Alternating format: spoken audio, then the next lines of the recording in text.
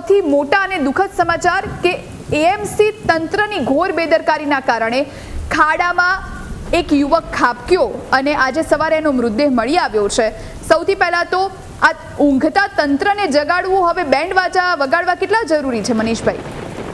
ઘણી ગંભીર અને ચિંતાનો વિષય એટલા માટે કે એક ગુનાહિત બેદરકારી, અને હું ખાલી બેદરકારી નહીં કહું પણ આ ગુનાહિત બેદરકારી, તંત્ર નગરો તંત્રના પાપે, ભ્રષ્ટ તંત્રના પાપે આજે એક યુવાન મોતને ભેટો છે। એના પરિવારે એનો આધાર ગુમાવ્યો હોય, એના કોઈનો ભાઈ ગુમાવ્યો હોય, અને છતાં તંત્ર જાગવાનું નામ એટલા માટે નથી લેતી। આ કહું છું, આ રાજકીય ટિપ્પણી કરતા અમદાવાદ શહેરના ટેક્સપેયર નાગરિક તરીકે કહું છું।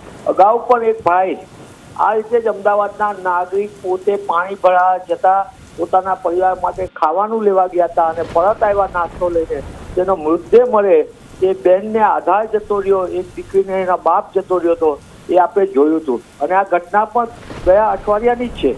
આ ફરી એ વાતનું પુનરાવર્તન છે।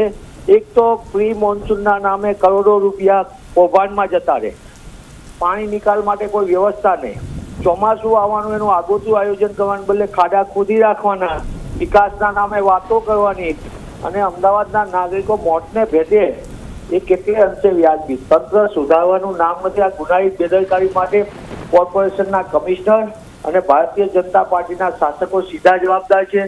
હું આપના માધ્યમથી વિનંતી કરું છું નામદાર વડી અદાલતને આ સુઓ મોટો લઈને તાત્કાલિક કરે।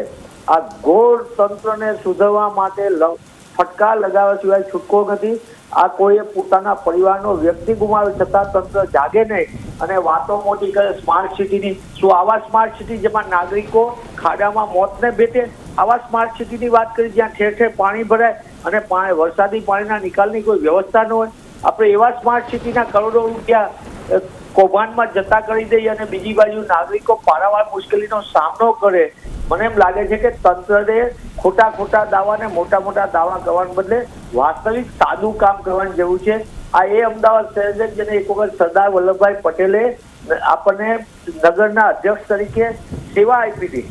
એ મહાનુભાવના વખતમાં આપણે કોટ વિસ્તારમાં જો આજે પાણીના નિકાલની વ્યવસ્થા છે, પણ આડેધડ બાંધકામ, ગેરકાયદેસર બાંધકામ જે ભારતીય જનતા પાર્ટીના મળતિયાઓનો મોટો સ્વરોજગાર છે, એના કારણે આજે છે પાણીના નિકાલ માટેની કોઈ જગ્યા રહી નથી, અને છે ભાજપાની શાસકોની અણઘડ આયોજનના કારણે આવા ખાડામાં નિર્દોષ નાગરિકને મોતને બધું ઘણું દુઃખદ છે। હું એમના પરિવારને સાંત્વના પાઠવું છું, એના આત્માને શાંતિ આપે, પણ સાથે સાથે કોંગ્રેસ પક્ષ પણ આ સમગ્ર બાબતને લઈને હું તાત્કાલિક અમારા કોર્પોરેટરશ્રીઓ અને બધા સાથે રહીને કમિશનરશ્રી સમક્ષ આ વિસ્તૃત રજૂઆત કરશે। માત્ર રજૂઆત નહીં, પણ આને ન્યાય મળે, ફરી કોઈ અંગલ શહેરનો નાગરિકને મોતને ન ભેટવું પડે, એના માટે કોંગ્રેસ લડત આપશે। જી મનીષભાઈ, આભાર આપનો અમારી સાથે વાતચીત કરવા માટે।